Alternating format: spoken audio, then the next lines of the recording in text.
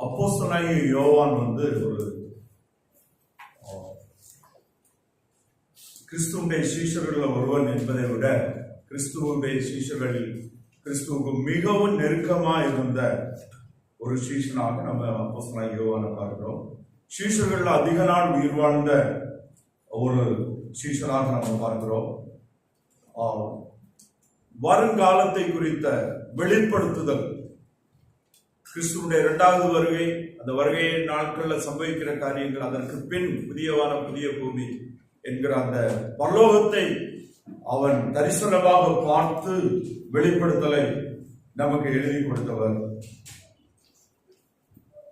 கிறிஸ்துவை குறித்த புரிந்து கொள்ளுதல் யோவானுக்கு இருந்த அளவுக்கு மற்ற அப்போஸ்தலர்களுக்கும் இருந்ததா என்பது கேள்வி. மிக அதிகமான புரிந்து கொள்ளுதல் அவருக்கு இருந்தது கிறிஸ்துவை குறித்து. அது அவருடைய சுவிசேஷங்களிலும் நிறுவனங்களிலும் பார்க்க முடியும். குறிப்பாக இயேசு கிறிஸ்து தேவகுமாரன், Son of God, is God, தெய்வீகம், அவர் தேவனானவர் என்பதை குறித்த மிகப்பெரிய தெளிவு, 100% நாலேஜும் தெளிவும் இந்த யோவானுக்கு, அப்போஸ்தலனாகிய யோவானுக்கு இருந்தது. அவருடைய சுவிசேஷத்திலும் நிறுவனங்களிலும் அதை குறித்து நம்ம தெளிவாக பார்க்க முடியும். இயேசு கிறிஸ்து தேவகுமாரன், அவர் தேவனாமனவர், அவர் எல்லாவற்றையும் படைத்தவர் என்கிற தெளிவு அவருக்கு ரொம்ப அதிகமாக இருந்தது. நிருபங்கள்ல குறிப்பா 1 யோவான் எழுதின நிருபம்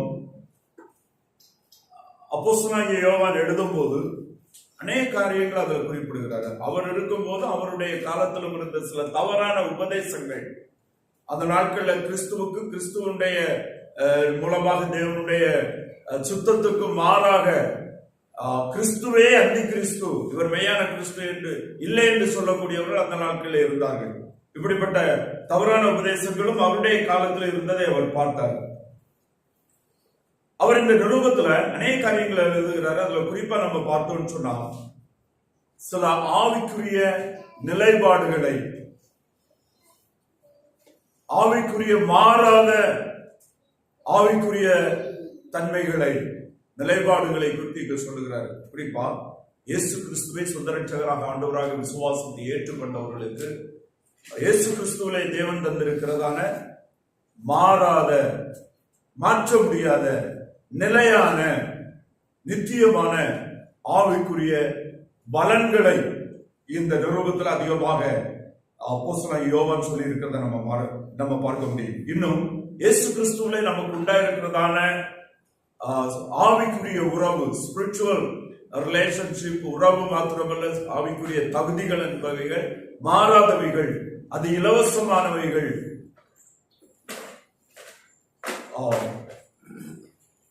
என்பதை குறித்து யோவான் மிக தெளிவாக இந்த நிருபத்தில் அதிகமாக சொல்கிறத நம்ம பார்க்க முடியும். இந்த நாம் சிந்திக்க தெரிந்து கொண்ட வேத பகுதியில் நம்ம பார்க்கும்போது இங்க 12-13 வசனங்கள்ல நம்ம வாசிக்கும் போது, முதலாவது, பிள்ளைகளே, அவருடைய நாமத்து நிமித்தம் உங்கள் பாவங்கள் மன்னிக்கப்பட்டிருக்கிறபடி இருக்கிறதுனால் உங்களுக்கு எழுதுகிறேன். பிதாக்களே, ஆதி முதல் இருக்கிறவனை நீங்கள் அறிந்திருக்கிறதுனால் உங்களுக்கு எழுதுகிறேன். வாலிபரே, பொல்லாங்கானவனை நீங்கள் ஜெயித்ததினால் உங்களுக்கு எழுதுகிறேன். பிள்ளைகளே, நீங்கள் பிதாவை அறிந்திருக்கிறதுனால் உங்களுக்கு எழுதுகிறேன் அப்படின்னு சொல்லிட்டு விசுவாசிகளை பிள்ளைகள், பிதாக்கள், வாலிபர்கள் அப்படிங்கிற 3 பெயர்கள்ல 3 விதமாக அவர் அழைக்கிறத நம்ம பார்க்க முடியும். இந்த இடத்துல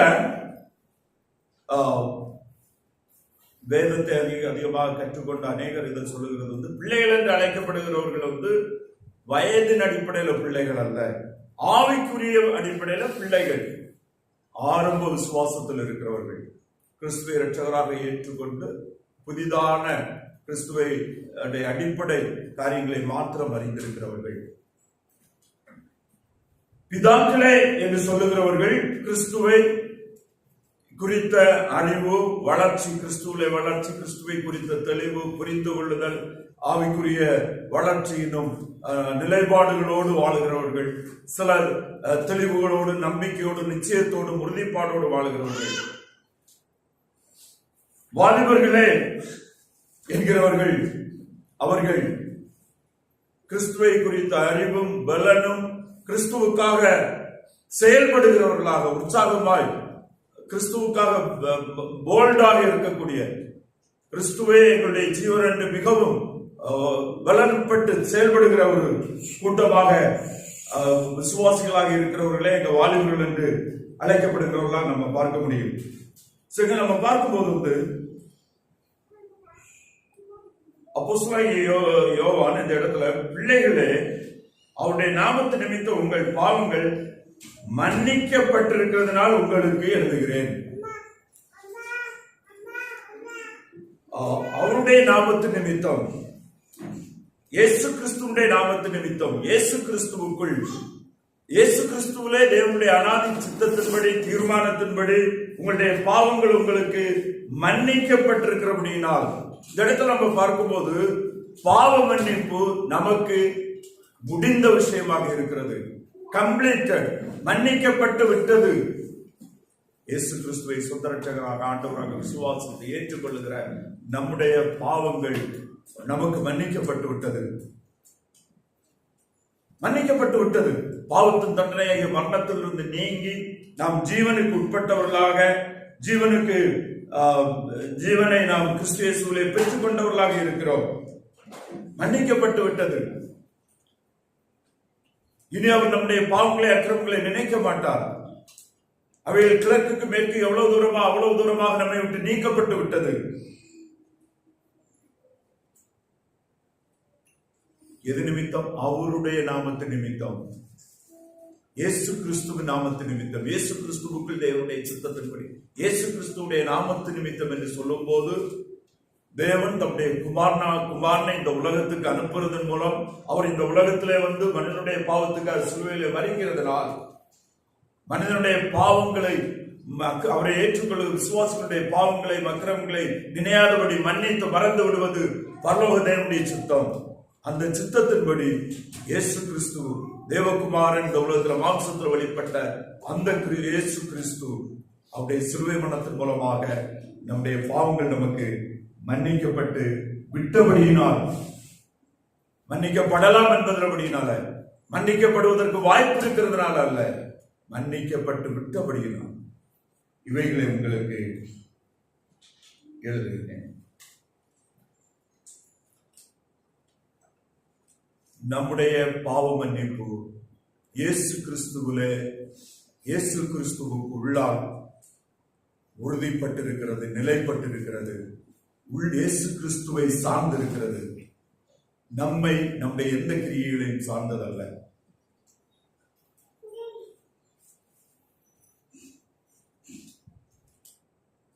இயேசு கிறிஸ்து என்னுடைய ஆண்டவரும் இரட்சகரும் என்று நாம் விசுவாசித்து அதை அறிக்கையிடும் போது இயேசு கிறிஸ்துவிலே என்னுடைய மீட்பு, பாவ மன்னிப்பு அவருக்குள்ளால் நிறைவு பண்ணப்பட்டிருக்கிறது.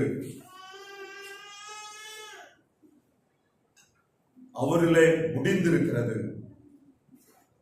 என்பதை நாம் தெளிவுபடுத்துகிறவர்களாக இருக்கிறோம்.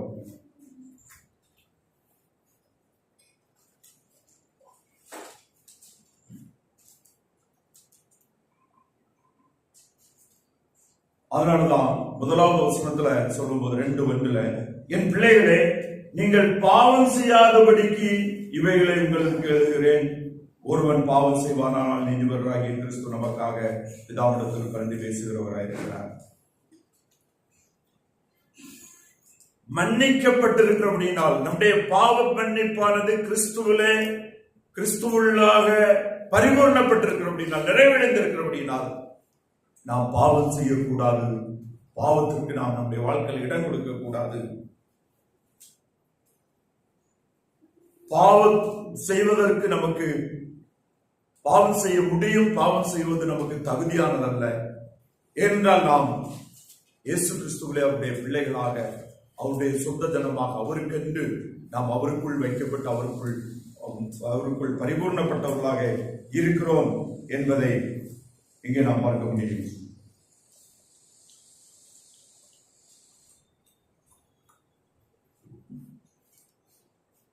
13வது வசனத்தில், பிதாக்களே, ஆதி முதல் இருக்கிறவரை நீங்கள் அறிந்திருக்கிறபடி நான் உங்களுக்கு எழுதுகிறேன். வாலிபரே, பொல்லாங்கானவனை நீங்கள் ஜெயித்ததினால் உங்களுக்கு எழுதுகிறேன். பிள்ளைகளே, நீங்கள் பிதாவை அறிந்திருக்கிறபடி நான் உங்களுக்கு எழுதுகிறேன்.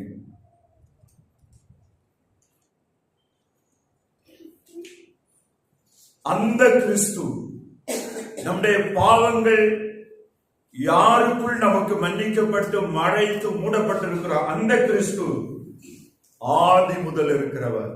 ஆதியில தேவனாய் தேவனோடு இருந்தவர். அதை தவண்டியோ யோவான் எழுதின சுவிசேஷம் 1வது அதிகாரம் 1வது வசனத்தில் பார்க்கிறோம். ஆதியிலே வார்த்தை இருந்தது, அந்த வார்த்தை தேவனிடத்தில் இருந்தது, அந்த வார்த்தை தேவனாய் இருந்தது. ஆதி முதல் இருந்தவர்.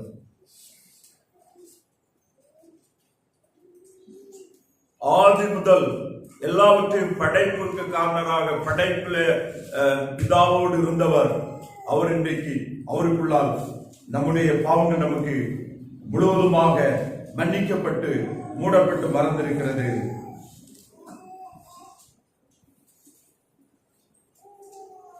வாலிபரே, நீங்கள் பலவான்களாய் இருக்கிறதுனாலும் தேவ வசனம் உங்களில் நிலைத்திருக்கிறதுனாலும் நீங்கள் பொல்லாங்கானை ஜெயித்ததாலும் எழுதுகிறேன். இந்த இடத்துல வாலிபர்கள் என்பது ஆவிக்குரிய தெளிவுடையவர்கள், பலனுடையவர்கள், ஆவிக்குரிய பட்டயமாகிய வேத வசனத்தை பிடித்து உலகத்தில் இருக்கிற பிசாசை ஜெயித்தவர்கள், ஜெயிக்கிறவர்கள், ஜெயித்துக் கொண்டிருக்கிறவர்கள்.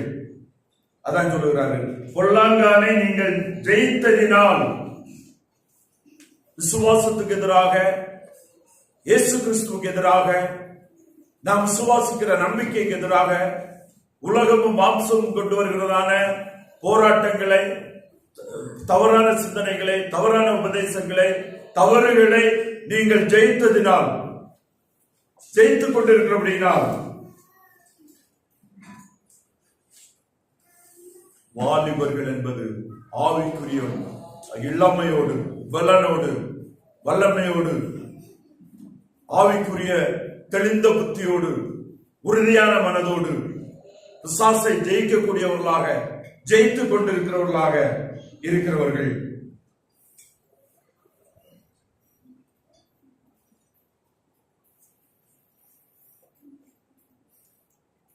பொல்லாங்கானவைகளை நீங்கள் ஜெயித்ததினால் உங்களுக்கு எழுதுகிறேன்.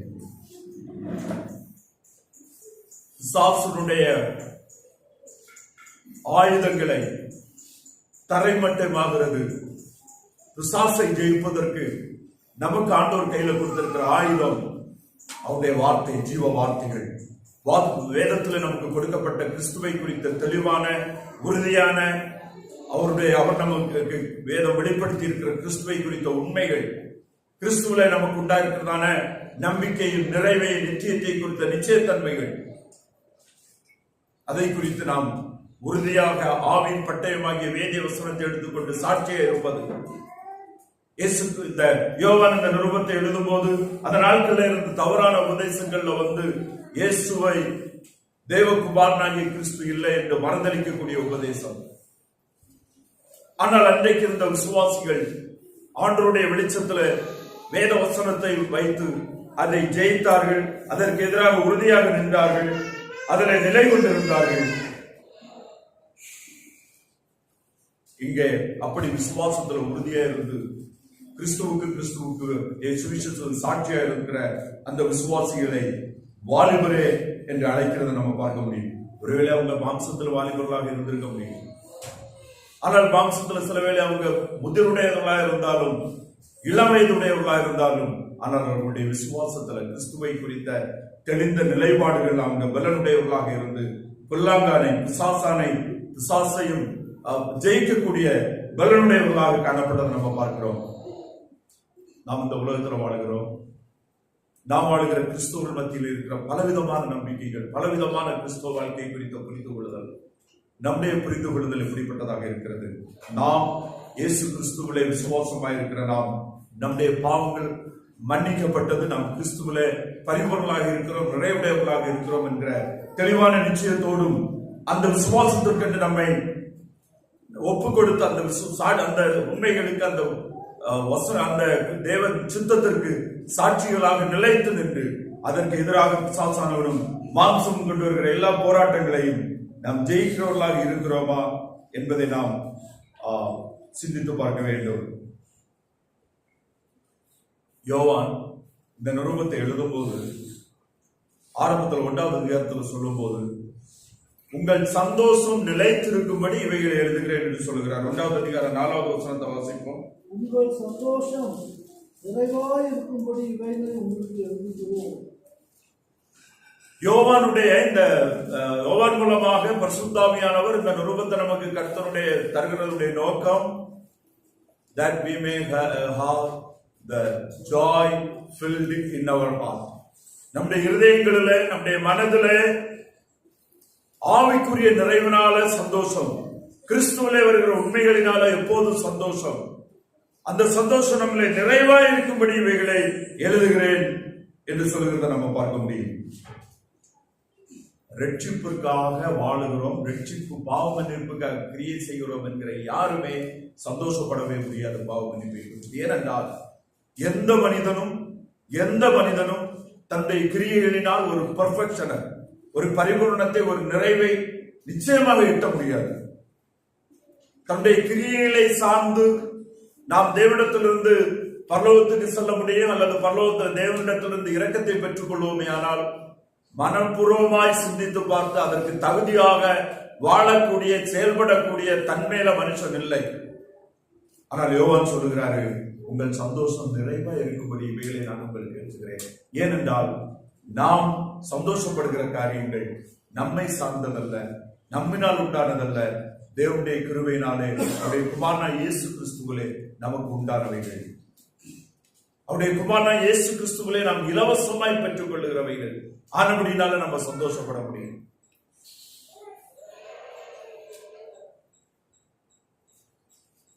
எக்ஸாம் டஃபா எழுதிட்டு இருப்பாங்க, ஃபெயில் ஆகுமா அப்படின்னு யோசிச்சுட்டு இருப்பாங்க. திடீர்னு பேப்பர்ல ஒரு செய்தி வரும், மேக்ஸ் பேப்பர் கஷ்டமா இருந்தபடினால இந்த தடவை எல்லாருக்குமே 20 mark grace mark, exam attend பண்ண எல்லாருக்கும் 20 மார்க் ஃப்ரீ அப்படின்னு பேப்பர்ல வரும். ஓரளவு உள்ளவங்களுக்கு எல்லாம் ரொம்ப சந்தோஷம் ஆயிடும். பரவாயில்ல, நம்ம என்ன செய்திடலாம், பாஸ் ஆயிடலாம். இதுதான் நம்முடைய ரட்சிப்பு. தகுதி இல்லை, என்னில் ஒன்றுமில்லை என்கிற நமக்கு பரலோகத்தின் தேவன் நம்முடைய குமாரனாகிய இயேசு கிறிஸ்துவிலே தருகிற உறுதியான, மாறாத, நிலையான ஆவிக்குரிய பரிபூர்ணங்கள். அதை குறித்து இங்க யோவான் நமக்கு எழுதுகிறதற்கான காரணம் என்னவென்றால், பொல்லாங்கானை ஜெயிப்பதற்கு நம்முடைய சந்தோஷம் நிறைவாய் கிறிஸ்து இயேசுவிலே இருக்கும்படி நான் இவைகளை உங்களுக்கு எழுதுகிறேன் என்று சொல்லுகிறத நம்ம பார்க்க முடியும்.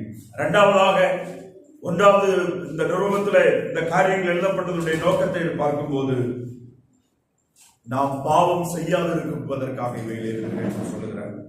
இதே அதிகாரம் 2வது அதிகாரம் 1வது வசனத்தை ஒரு முறை கூட வாசிப்போம்.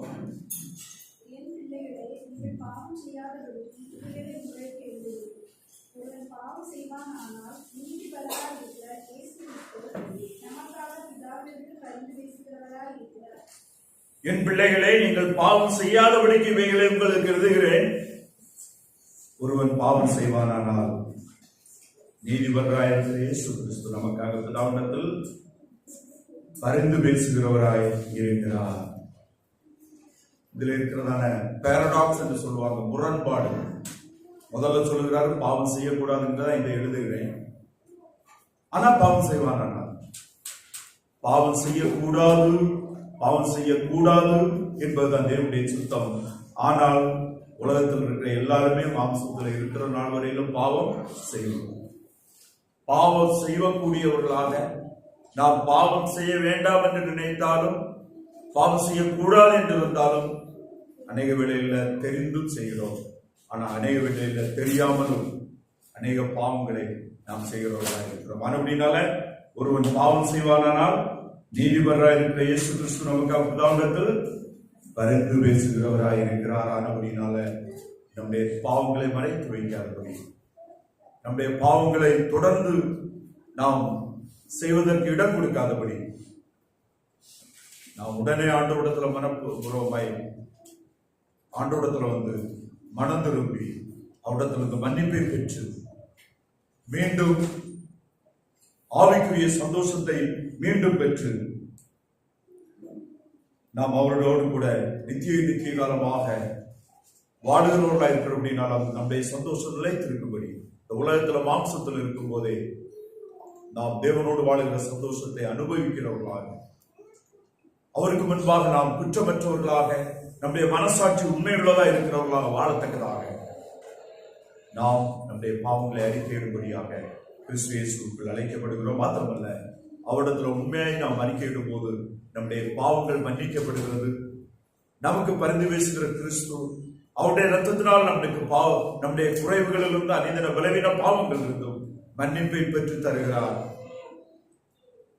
நாம் அவரிடத்துல நம்முடைய தவறை சொல்லும் போதே நாம் நீதிபதியாகிய பிதாவிடத்திலிருந்து அவர் நமக்கு மன்னிப்பை பெற்று தந்து கொண்டே இருக்கிறார். அவன் செய்யக்கூடாது, செய்தால் மறைத்து வைக்கக்கூடாது, மனம் திரும்பி அறிக்கையிட்டு அவைகளிலிருந்து விடுதலை பெற்றுக் கொள்ள வேண்டும் என்பது தேவனுடைய சித்தமாயிருக்கிறது. நாம் அறிக்கையிட்டால் நம்முடைய பாவங்கள் மன்னிக்கப்படும் என்கிற நிச்சயத்தை, உறுதிப்பாடை இந்த வேத பகுதி நமக்கு தருகிறத நம்ம பார்க்க முடியும். அடுத்தபடியாக நம்ம இந்த யோவான் ரூபத்தில் நமக்கு தருகிறதான தெளிவான நிச்சயமான காரியம் 1 யோவான் 5வது அதிகாரம் 11 13 வரை உள்ள வசனங்கள். தேவன் நமக்கு நித்திய ஜீவனை தந்திருக்கிறார், அந்த ஜீவன் அவருடைய குமாரனில் இருக்கிறது என்பதே அந்த சாட்சியம். குமாரனை உடையவன் ஜீவனை உடையவன், தேவனுடைய குமாரன் இல்லாதவன் ஜீவன் இல்லாதவன். உங்களுக்கு நித்திய ஜீவன் உண்டென்று நீங்கள் அறியவும், தேவகுமாரனுடைய நாமத்தின் மேல் நீங்கள் விசுவாசமாய் இருக்கவும், தேவகுமாரனுடைய நாமத்தின் மேல் விசுவாசமாய் இருக்கிற உங்களுக்கு இவைகளை எழுதியிருக்கிறேன். இந்த வேத பகுதி மீண்டும் நாம் யார் என்பதையும், கிறிஸ்து இயேசுவில் நாம் யாராக தேவனால் மாற்றப்பட்டிருக்கிறோம் என்பதையும், நமக்கு கிறிஸ்து இயேசுவை பற்றி விசுவாசத்தினால் இருக்கிற நிச்சயத்தை நமக்கு மிகவும் உறுதிப்படுத்துகிறதான காரியத்தை நம்ம பார்க்க முடியும். தேவன் நமக்கு நித்திய ஜீவனை தந்திருக்கிறார், அந்த ஜீவன் அவருடைய குமாரனில் இருக்கிறது என்பதே அந்த சாட்சியாகும். நாம் விசுவாசிக்கிற நித்திய ஜீவன் நமக்கு இயேசு கிறிஸ்துவில் இருக்கிறது. அவரை ஏற்றுக்கொண்ட நமக்குள் அவர் இருக்கிற அப்படின்னால் அந்த ஜீவன் நமக்கு மாறாத ஜீவனாய் பரிபூர்ணமுடையதாய் நமக்குள் இருக்கிறது. ஆனபடினால்தான் குமாரனை உடையவன் ஜீவனை உடையவன், குமாரன் இல்லாதவன் ஜீவன் இல்லாதவன். மாம்சத்துல ஜீவன் இல்லை. மாம்ச சுய கிரியைகளினால் நமக்கு நித்தியத்துல எதுவுமே நாம் பெற்றுக்கொள்ள முடியாது. அது இயேசு கிறிஸ்துவிலே நமக்கு உண்டாகிறவைகள். 13வது வசனம், உங்களுக்கு நித்திய ஜீவனுடன் நீங்கள் அறியவும், தேவகுமாரனுடைய நாமத்தின் மேல் விசுவாசமாய் இருக்கவும், தேவகுமாரனுடைய நாமத்தின் மேல் விசுவாசமாய் இருக்கிற உங்களுக்கு இவைகளை எழுதுகிறேன். இது விசுவாசி எழுதப்பட்டது. ரட்சிக்கப்பட்டவர்களுக்கு கொடுக்கப்பட்ட நிச்சயம், அஷூரன்ஸ், உறுதிப்பாடு. நீங்கள் இந்த உலகத்திலே ஜெபிக்கும் போதும் ஆராதிக்கும் போதும் அவரை அப்பா பிதாவை என்று அழைத்து, இயேசு கிறிஸ்துவிலே பிதாவாகிய தேவனை அப்பா என்று அழைத்து உரிமையோடு அவருக்கு ஸ்தோத்திரங்களை எடுக்கவும், அவரை ஆராதிக்கவும், அந்த நம்பிக்கையை வெளிப்படுத்தவும், அவருக்கு என்று வாழவும் இந்த நிலையான நம்பிக்கை நமக்கு கொடுக்கப்பட்டிருக்கிறது. மாறா நம்பிக்கை. அப்படின்னால்தான் பிள்ளைகளே, பிதாக்களே, வாலிபர்களே என்ற அந்த உறவின் பதம், நெருக்கமான உறவின் வார்த்தை விசுவாசிகளை அழைக்கும் போது யோவான் பயன்படுத்துகிறதான காரியத்தை நம்ம பார்க்கிறோம்.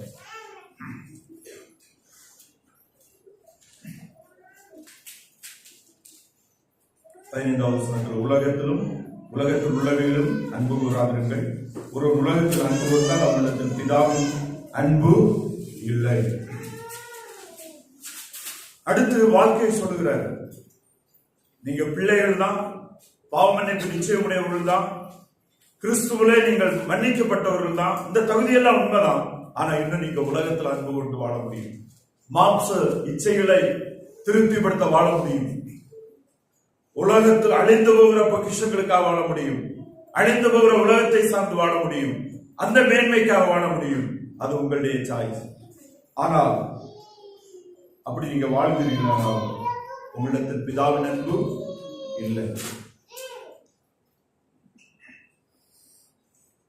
தேவனுடைய அன்பு எவ்வளவு பெரிதானது பாருங்க. 1வது அதிகாரம் 1வது வசனத்தை ஒரு வாசிப்போம். யோவான் 1:1.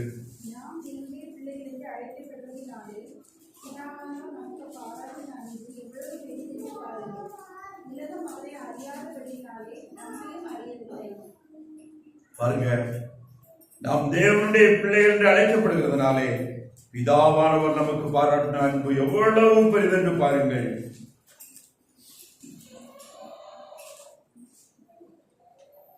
நாம் தேவனுடைய பிள்ளைகள் என்று அழைக்கப்படுகிறதுனாலே பிதாவானவர் நமக்கு பாராட்டின அன்பு எவ்வளவு பெரிதென்று பாருங்கள்.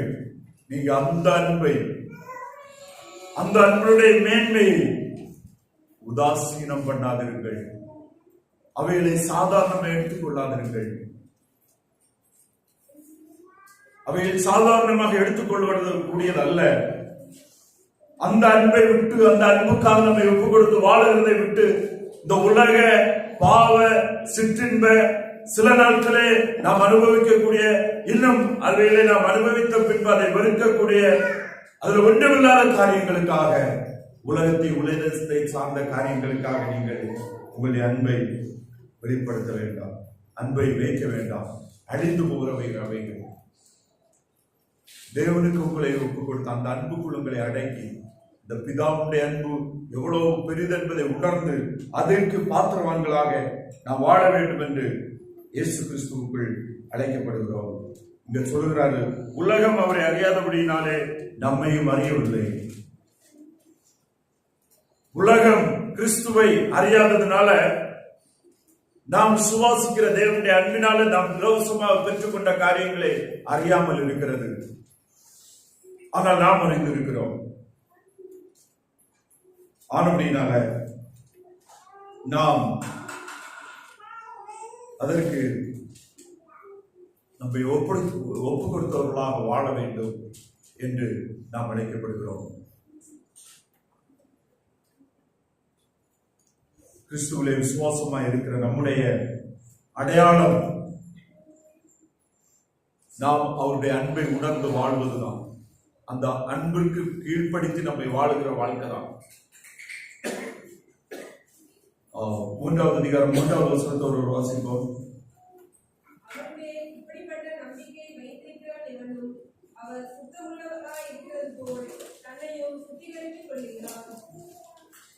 இங்க பாருங்க, அவர் மேல் இப்படிப்பட்ட நம்பிக்கை வைத்திருக்கிற எவனும்.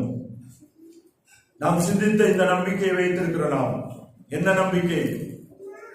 பாவ மன்னிப்பு நிச்சயம், கிறிஸ்துவிலே நமக்கு உண்டாயிருக்கிற பரலோக நன்மையின் நிச்சயம், நாம் யார் என்கிற அந்த காரியம், நாம் தேவனுடைய அன்பிற்கு பாத்திரராய் இருக்கிற காரியம், இப்படிப்பட்ட இயேசு கிறிஸ்துவிலே தேவனை அறிந்து புரிந்து அவரை சுவாசித்து அதை சார்ந்த எண்ணங்களோடு இருக்கிற நாம் அவர் மேல் இப்படிப்பட்ட நம்பிக்கை வைத்திருக்கிற எவனும் அவர் சுத்தமுள்ளவராய் இருக்கிறது போல தன்னையும் சுத்திகரித்து கொள்ளுகிறான்.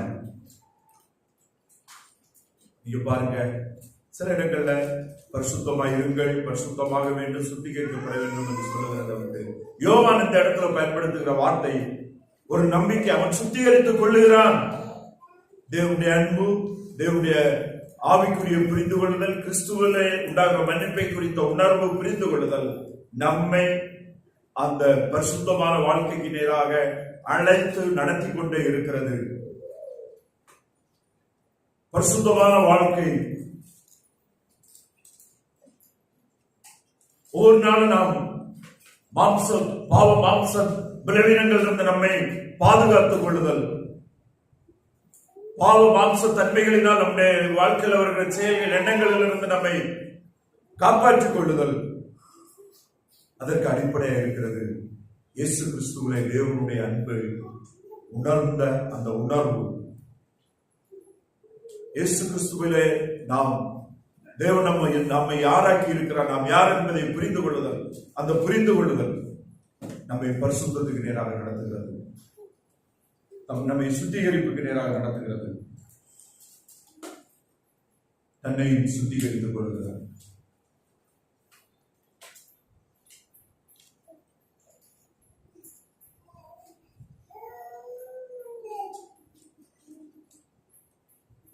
ஆண்டவராய் இயேசு கிறிஸ்துவனுடைய அன்பு, கிறிஸ்துவிலே தேவனுடைய அன்பினுடைய தாக்கமே நம்முடைய பரிசுத்த வாழ்க்கையாக இருக்க வேண்டும். வேதத்திலே இயேசு கிறிஸ்துவை அறிகிற அறிவே, அதனுடைய பிரதிபலிப்பே இந்த உலகத்தில் நம்முடைய வாழ்க்கையினுடைய பிரதிபலிப்பு நம்முடைய குணாதிசயங்களாக மாற்றப்பட வேண்டும். இது நாம் சொல்லும் என்றால் வேதமாகிய ஜீவ வார்த்தை, வேதமாகிய தேவனுடைய வல்லமையான ஜீவ வசனங்கள் நம்முடைய பரிசுத்தாவின் வல்லமையோடு நம்முடைய வாழ்க்கையின் செயல்களை பிரதிபலிக்க பண்ண வேண்டும். நம்முடைய வாழ்க்கையில செயல்களை வெளிப்படுத்த வேண்டும், பரிசுத்தமான காரியங்களை. நிச்சயமாக உலகமும் உலகத்துக்குள்ள சூழ்நிலைகளும் நம்முடைய தகுதிகளை சார்ந்து நாம் பரிசுத்தமாக வாழ முடியாது. நாம் நன்மையாக தேவன் விரும்புகிற வாழ்க்கையை வாழ முடியாது. பரிசுத்தமை தேவனுடைய தாக்கம், அவருடைய வார்த்தையினுடைய வேத வசனத்துடைய உண்மைகள் பரிசுத்தாவின் வல்லமையோடு நமக்குள் உண்டு பண்ணுகிறதான தாக்கம் தான் எழுப்புதலாக தனிப்பட்ட வாழ்க்கையில உருவாகி நம்மை கிறிஸ்துவுடைய சாயலை நம்முடைய வெளிப்படுத்தும்படியாக நம்முடைய வாழ்க்கையை அநேகருக்கு பிரயோஜனமாக மாற்றுவதற்காக இருக்கிறது. இங்கே யோவான் சொல்லுகிறது போல, என் பிள்ளைகளை அவருடைய நாமத்து நிமித்தம் உங்கள் பாவங்கள் மன்னிக்கப்பட்டிருக்கிறபடினால் உங்களுக்கு இதை நம்ம பார்க்கும்போது கிறிஸ்தவத்துக்குள்ளான அநேக பாரம்பரிய சடங்காச்சார முறைகள் இன்றைக்கு கிறிஸ்துவனுடைய அவருடைய அந்த பாடு வண்ணங்களை சார்ந்த காரியங்களை குறித்து இந்த உலகம் முழுவதும் அநேக காரியங்கள் இடையே அநேக கிறிஸ்தவங்க இந்த நாட்கள்ல மாம்சம் சாப்பிட மாட்டாங்க, என்னெல்லாமோ தியாகங்களை பண்ணிட்டு இருக்கிறாங்க. எதற்காக? அதனால் தங்களுக்கு பலன் கிடைக்கும் என்று தங்களுடைய சுய மாம்சத்தின் அடிப்படையில் செயல்பட்டு இருக்கிறாங்க. காரணம் என்னவென்றால் அவர்கள் கிறிஸ்துவை இன்னும் தெளிவாக அறியாமல் இருக்கிறாங்க. கிறிஸ்துவிலே தேவனுடைய மீட்பின் திட்டத்தை புரிந்து கொள்ளாமல் இருக்கிறாங்க. இந்த நாட்களில் நாம் அவைகளை தெளிவாக புரிந்திருக்கிற நாம், வேதவசன வெளிச்சத்தில் உணர்வடைந்திருக்கிற நாம், ஜெபத்தோடு அவைகளை பின்பற்றுகிற மக்களுக்கு அவைகளை முன்வைத்து ஆண்டவராய் இயேசு கிறிஸ்துவுடைய சுவிசேஷத்தை தெளிவாக அறிவித்து அவங்களும் இந்த நம்பிக்கைக்கு நேராக, விசுவாசத்துக்கு நேராக வரும்படியாக நாம் வாழ்வோம். இங்க நம்ம பார்க்கும்போது நாம் நம்முடைய வாழ்க்கை தேவனுடைய அன்போடு இணைக்கப்பட்டு அடையாளம் கட்டப்பட்ட அதை பிரதிபலிக்கக்கூடிய ஒரு வாழ்க்கையாக இருக்கட்டும். இன்று நம்ம பார்க்கும்போது நம்முடைய வாழ்க்கையினுடைய நோக்கம் அவர் பரிசுத்தராய் இருக்கிறது போல நாம் பரிசுத்தராய் இருக்க வேண்டும் என்பது,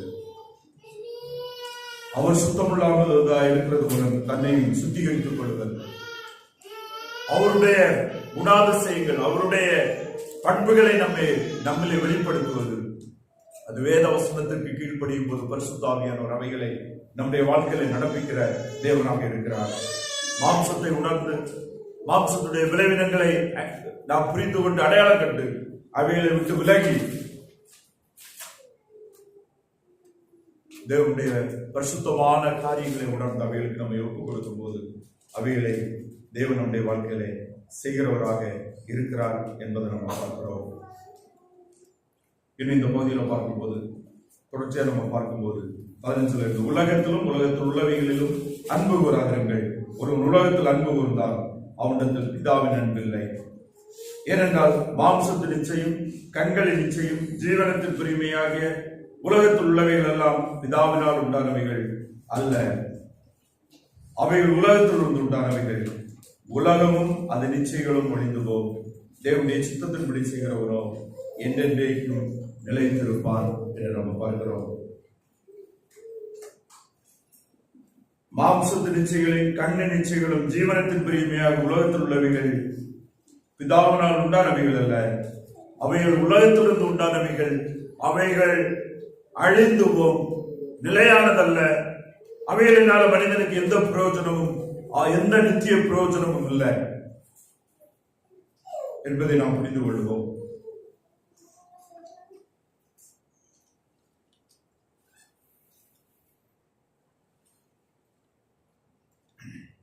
மனிதனுடைய நாம் இந்த உலகத்தில் வாழும்போது நம்ம எல்லாருமே இதே விதத்துல நம்முடைய மாம்ச பிரகாரமான இச்சைகளுக்கு நம்ம இடம் கொடுக்கிறோம். மாம்ச இச்சைகள் என்று சொல்லும் போது சில பாவங்களை குறிக்கிறது மட்டுமல்ல, நம்ம உலகத்தில் உள்ள மேன்மைகளை விரும்பி அதை சார்ந்து அதற்காக நம்ம ஓடுகிறது.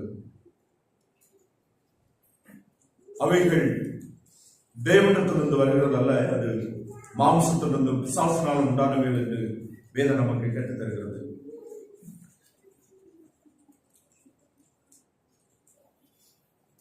முதலாவது பாவம் வருவதற்கு காரணமானது என்ன? பிசாசு தூண்டினான். எவ்விதமாக தூண்டினான்? ஆதியாகமம் 3வது அதிகாரம் 6வது வசனத்தை ஒரு வாசிப்போம். அப்பொழுது ஸ்திரீயானவள் அந்த விருட்சம் புசிப்பது நல்லதும் பார்வைக்கு இன்பமும் புத்தியை தெளிவிக்கிறதுக்கு இச்சிக்கப்படத்தக்க விருட்சமாய் இருக்கிறது என்று கண்டு அதன் கனியை பறித்து புசித்து தன் புருஷனுக்கும் கொடுத்தாள், அவளும் புசித்தாள். அந்த இடத்துல நம்ம பார்க்கும்போது அந்த கலெக்டர் சொன்னா வெரி அட்ராக்டிவ், ரொம்ப இழுக்கக்கூடியது மாம்சத்தின் மூலமா. பார்க்கறதுக்கு அழகு, கேட்ட வார்த்தையெல்லாம் ரொம்ப ரொம்ப பெரிய வார்த்தைகள் எல்லாம் பிசாசு பேசிச்சது. பார்வைக்கு நல்லது, புசிக்கிறதுக்கு டேஸ்ட், இன்னும் அது புசிச்சாதுல கிடைக்கிற பலன்கள் எல்லாம் ஏதோ பெருசா இருக்கு அப்படின்னு சொல்லிட்டு உலகமும் உலகத்தில் உள்ளவைகளும் மனிதனை இழுப்பது பல காரியங்கள் தான், இப்படியெல்லாம் தான். ஆனா முடிவு தேவனிடத்திலிருந்து பிரிக்கப்பட்டது போல பாவம் நம்மை தேவனிடத்திலிருந்து நம்முடைய வாழ்க்கையை பிரிக்கும். ஒருவேளை கிறிஸ்துவிலே உண்டாயிருக்கிற பாவ மன்னிப்பு நமக்கு மாறாதது, ஆனால் நம் வாழ்க்கையில எல்லாவற்றையும் இழந்து விடுவோம். நம்முடைய வாழ்க்கை கிறிஸ்துவுக்கு பிரயோஜனமற்றதாக, பலனற்றதாக, முற்றிலுமாக மாறிவிடும். ஆனபடினால யோவான் மிகவும் எச்சரிக்கிறாரு, உலகத்தில் உள்ளவைகளும் அன்பு கூறாதீர்கள். ஒருவன் உலகத்தில் அன்பு வந்தால் அவனிடத்தில் பிதாவின் அன்பு இல்லை. இந்த இடத்துல பிதாவினுடைய அன்பு அவரை ஏற்றுக்கொண்ட அவருடைய பிள்ளைகளுக்கு உண்டு. ஆனால் அந்த அன்பின் அடிப்படையில் அவன் நடத்தப்படவில்லை. அவன் அந்த அன்பிற்கு பாத்திரனாக இல்லை. அந்த அன்பினால் உண்டாகிறதான அவன் தேவனுடைய நடத்துதலை தேவனை அனுபவிக்காமல் போகிறான். உதாரணமாக கெட்ட குமாரன் தன் தகப்பனை விட்டு தூரமாக இருந்தால் தன் தகப்பனுடைய எந்த நன்மைகளை அவனால் அனுபவிக்க முடியவில்லை. ஆனால் உறவு, மகன் என்ற உறவு மாறல. மனம் திரும்பி வரும்போதானது தகப்பனை ஏற்றுக்கொண்டது போல நம்மையும் அவரை ஏற்றுக்கொண்டவர்களை நாம் மீண்டும் அவரிடத்தில் வரும்போது சேர்த்துக் கொள்கிறவராக இருக்கிறார். ஆனால் நாம் உலகத்தை சார்ந்து வாழும் போது தேவனுடைய அன்பை நம்முடைய வாழ்க்கையில அனுபவிக்க முடியாது என்பதை நாம் தெளிவாக புரிந்திருக்க வேண்டும். யோவான் இந்த நிருபத்தில் பார்க்கும்போது 2 தவறான உபதேசங்களை குறித்து இந்த நிருபத்தில் யோவான் மிக தெளிவாக எச்சரிக்கிறத நம்ம பார்க்கிறோம். முதலாவது நம்ம எச்சரிக்கிறதான பாவம் என்னவென்றால், விசுவாசிகள் பாவம் இல்லாதவர்களாக இருக்க வேண்டும். சின்லெஸ் பெர்ஃபெக்ஷனை குறித்த ஒரு உபதேசம் அந்த நாட்கள்ல இருந்தது. இன்றைக்கு அது மிகவும் பிரபலமாக இருக்கிறது. இன்றைக்கு மனிதர்கள் எல்லாமே பாவம் இல்லாத மனிதர்களை தேடுகிறார்கள், அவர்கள் நிமித்தமாக தங்களுக்கு பலன் கிடைக்கும் என்று. ஆனால் பாவம் இல்லாத மனிதன் உலகத்தில் யாருமே இல்லை. அதான் உண்மை. யோவான் இந்த நிருபம் 1வது அதிகாரம் 8லிருந்து 10 வரை உள்ள வசனங்கள் ஒரு வாசிப்போம். நமக்கு பாவம் இல்லை என்போம், ஆனால் நம்மை நாமே வஞ்சிக்கிறவர்களாய் இருப்போம். சத்தியம் நமக்குள் இராது. நம்முடைய பாவங்களை நாம் அறிக்கையிட்டால் பாவங்களை நமக்கு மன்னித்து எல்லா அநியாயத்தையும் நீக்கி நம்மை சுத்திகரிப்பதற்கு அவர் உண்மையும் நீதியும் உள்ளவராய் இருக்கிறார். நாம் பாவம் செய்யவில்லை என்போமானால் நாம் அவரை பொய்யராக்குகிறவர்களாய் இருப்போம். அவருடைய வார்த்தை நமக்குள் இராது. இந்த பகுதி மிகவும் கவனிக்க வேண்டிய பகுதி. நமக்கு பாவம் இல்லை என்போமே, ஆனால் நம்மை நாமே வஞ்சிக்கிறவர்களா இருப்போம். சத்தியம் நமக்குள் இராது. இன்றைக்கும் தங்களை பரிசுத்தவான்கள் என்று காட்டிக் கொள்ளுகிறவர்களும், அவர்களை பரிசுத்தவான்கள், பாவமே செய்யாதவர்கள், பாவமே இல்லாதவர்கள் என்று ஏற்றுக்கொள்ளுகிறவர்களும், அவர்களை பின்பற்றுகிறதுனால் தங்களுடைய ஆவிக்குரிய வாழ்க்கை மேன்மையா இருக்கிறது என்று தங்களை மேன்மைப்படுத்திக் கொள்ளுகிற ஒரு கூட்டம் கிறிஸ்தவ மக்கள் வாழ்ந்து கொண்டிருக்கிறார்கள். கிறிஸ்தவர்கள் என்ற பெயரால் அவர்கள் கிறிஸ்தவர்களும் அல்ல, கிறிஸ்துவை அறிந்தவர்களும் அல்ல.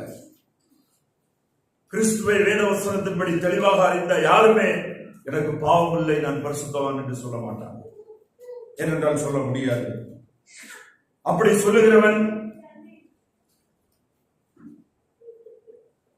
நாம் பாவம் இல்லை என்போமையானால் நாம் அவரை பொய்யராக்குகிறவர்களாய் இருக்கிறோம்.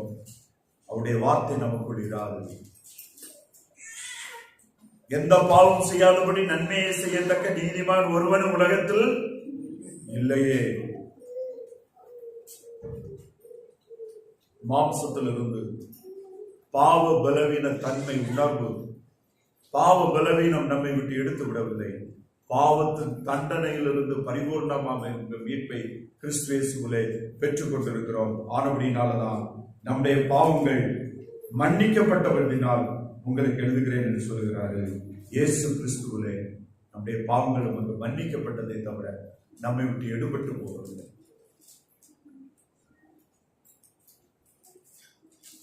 அந்த யோவான் வாழ்ந்த நாட்களிலே மனிதர்கள் ஒரு சிலரை மேன்மைப்படுத்தவும், அவர்கள் மேன்மைப்படுத்தப்படுகிறவர்களால் அவர்களும் தங்களை மேன்மைப்படுத்திக் கொள்கிறவர்களாக அதற்கு சில காரணங்களை சொல்லிக் கொடுத்திருந்தார்கள். யோவான் சொல்லுகிறார், அவர்கள் தேவனை பொய்யராக்குகிறார்கள் என்று. அவர்களும் பொய்யர்களாக இருக்கிறார்கள். சத்தியம் அவர்களுக்கு இல்லை என்று வேதம் சொல்லுகிறது. இரண்டாவது, யோவானுடைய நாட்களிலே இயேசு கிறிஸ்துவுடைய தெய்வீக தன்மையை மறுதலிக்கிறவர்கள் இருந்தார்கள். இந்த 2ஆம் அதிகாரம் 21, 22 வசனங்கள் ஒருவர் வாசிப்போம். 1 யோவான் 2, 21, 22.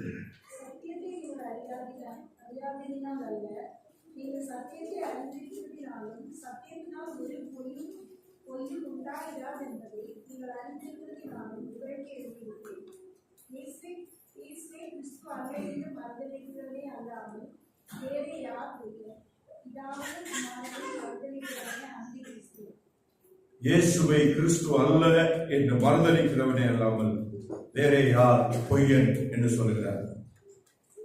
தங்களை பாவமில்லாதவர்கள் என்று சொல்லுகிறவர்கள் பொய்யர்கள். இரண்டாவதாக, இயேசு கிறிஸ்துவை கிறிஸ்து அல்ல.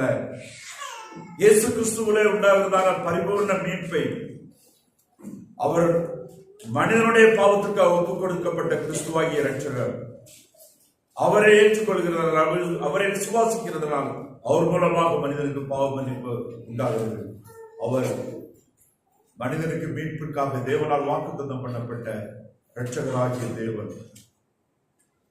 இயேசுவை அவர் தேவகுமாரன் அல்ல, அவர் கிறிஸ்து அல்ல. அவரால், அவரை விசுவாசிக்கிறதால் பரிபூர்ணமான பாவ மன்னிப்பு இல்லை என்கிறவர்கள் பொய்யர்கள் என்று இங்கே எச்சரிக்கிறதான காரியத்தை நம்ம பார்க்கிறோம். நாம் இவையுள்ள மிகவும் ஜாக்கிரதை உள்ளவராக இருப்போம். நாம் வேதம் கற்றுத்தருகிற உண்மைகளை நம்புகிறது. மாறாத ஜீவ வார்த்தைகள், தேவனுடைய அனாதி தீர்மானங்கள், அவை தேவ சித்தத்தின்படி தேவன் நமக்கு கொடுத்திருக்கிறார். விசுவாசித்த அவைகளிலே நம்பிக்கையோடு வாழ்வதற்கு தேவன் கொடுத்திருக்கிறார். பரலோகத்தினுடைய உண்மைகள் என்கிற வெளிச்சத்துல நாம் விசுவாசிக்கிற காரியங்கள்ல உறுதியுடையவர்களாக நாம் இருப்போம். நாம் நம்முடைய பாவங்கள் நமக்கு கிறிஸ்து இயேசுவிலே மன்னிக்கப்பட்டது என்றும் நிச்சயமுடையவர்களாக நாம் இருப்போம்.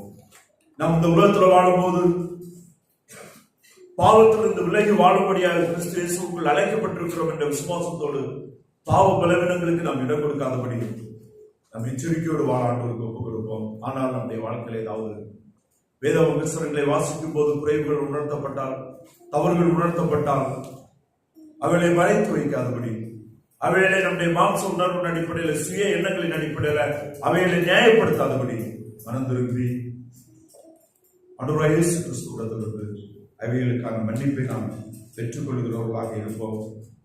இன்னும் பொல்லாங்கானை உலக பாவ பலவீனத்தினாலும் இன்னும் உலகத்தில் இருக்கிற பிசாசினால் வருகிற எந்த சோதனையும் நாம் ஜெயிக்க முடியும். இந்த குழப்பமான சூழ்நிலையிலும் உறுதியை விசுவாசத்திலிருந்து பிசாசை ஜெயித்து கர்த்தருக்கு சாட்சியாக இருந்தவர்கள் இருந்தார்கள் என்கிறதை பார்க்கிறோம். நாம் அவ்விதமாக கிறிஸ்துவுக்கு உண்மையுள்ளவர்களாக, சாட்சி உள்ளவர்களாக, பிசாசை ஜெயிக்கிறவர்களாக நாம் இருக்க ஆண்டவர் நமக்கு உதவி செய்வார். அவர் நமக்கு போதுமானதாக இருக்கிறார் என்கிற அந்த உண்மைகளிலே நாம் உறுதியுள்ளவர்களாக இருப்போம். இன்னும் ஆண்டவர் நாம் எந்த சூழ்நிலையிலும் எந்த சூழ்நிலையிலும் நாம் அவருக்குள் சந்தோஷமாக இருக்க நாம் கிறிஸ்து இயேசுவுக்குள் அழைக்கப்பட்டிருக்கிறோம். அவருடைய சந்தோஷம் நமக்கு நிறைவாக இருக்கும்படியே தேவன் நமக்கு வேலை வெளிப்படுத்தி இருக்கிறார். இயேசு கிறிஸ்துவிலே நமக்கு உண்டாயிருக்கிறதான நிறைவை குறித்து, தெளிவை குறித்து நமக்கு வெளிப்படுத்தி இருக்கிறார் என்பதை உணர்ந்து நாம் நிச்சயமும் தெளிவும் தேவர்களாக இருப்போம். இன்னும் கிறிஸ்துவிலே தேவனுடைய அன்பு எவ்வளவு பெரிதானது! கிறிஸ்துவிலே தேவனுடைய அன்பு எவ்வளவு பெரிதானது! கிறிஸ்துவிலே தேவனுடைய அன்பு எவ்வளவு பெரிதானது என்பதைத்தான் இந்த நாட்களுடைய அவருடைய சிலுவை மரணத்தினுடைய சிந்தனைகள் நமக்கு காட்டுகிறது. ஆண்டவராகிய இயேசு கிறிஸ்துவிலே தேவனுடைய அன்பை குறித்து வெளிப்படுத்துகிற அந்த மேன்மையை சொல்லக்கூடியதான அந்த உன்னதமான வசனம் எது தெரியுமா? ரோமர் 5வது அதிகாரம் 8வது வசனத்தை ஒரு பார்ப்போம். நாம் பாவிகளாக இருக்கும் போது கிறிஸ்து நமக்காக மரித்ததினாலே தேவன் நம் மீது வைத்த நம்முடைய அன்பை விளங்கப் பண்ணினார். தேவனுடைய அன்பு எவ்வளவு பெரிது என்று பார்க்கணும்னா அதான் ஆண்டவராகிய இயேசு கிறிஸ்துவுடைய சிலுவை மரணம்.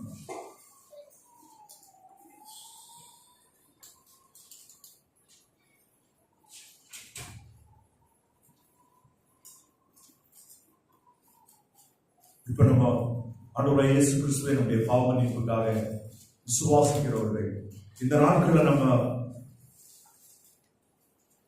அவருடைய மரணத்தையும் அவருடைய அடக்கம் உயிர்த்தெழுதலை நினைக்கும் போது நம்முடைய உள்ளத்துல நம்ம அதிகமாக இந்த நாட்களில் கர்த்தரை ஆராதிக்கும் போது நாம் எதற்காக ஆண்டவரை ஸ்தோத்திரிப்போம்? நம்ம எப்போதுமே இந்த நாட்கள்ல எதை சிந்தித்து ஆண்டவருக்கு நன்றி செலுத்திக் கொண்டிருப்போம்? அவருடைய சிலுவை மரணம் எனக்காக.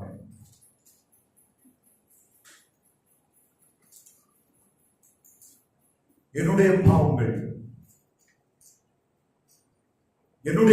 என்னுடைய அக்கிரமங்கள் கல்வாரி சிலுவையிலே கிறிஸ்துவுடைய பாடுகளாக வேதனையாக இருந்தது. அவருடைய நீதி, அவருடைய பரிசுத்தம் இன்றைக்கு என்னை மூடி பாதுகாக்க தேவனுக்கு முன்பாக என்னை பரிசுத்தவான் என்று அழைக்க, என்னை அவருடைய பிள்ளை என்று பார்க்க ஆண்டவராகிய இயேசு கிறிஸ்துவுடைய நீதியும் பரிசுத்தமும் என்னை மூடி பாதுகாக்கிறது. பரலோகத்தின் தேவன் என்னை பார்க்கும் போது என்னிலே கிறிஸ்துவை காண்கிறபடினால் அவர் என்னை தந்தையோடு பிள்ளையாக சேர்த்துக் கொண்டு இந்த பரலோகத்தை எனக்கு சொந்தமாக தெரிந்து கொண்டிருக்கிறார். எவ்வளவு பெரிய பாக்கியம், எவ்வளவு பெரிய நிச்சயம், எவ்வளவு பெரிய நம்பிக்கை, மாறா நம்பிக்கை கிறிஸ்துவிலே நமக்கு தேவன் தந்திருக்கிறார். நாம் கிறிஸ்துவிலே யார்? கிறிஸ்துவிலே நமக்கு மாறாத நிச்சயங்கள், நம்பிக்கைகள் என்ன என்பதை உணர்ந்து நாம் அவருக்கு நம்மை ஒப்புக் கொடுத்து வாழ்வோம். எல்லாரும்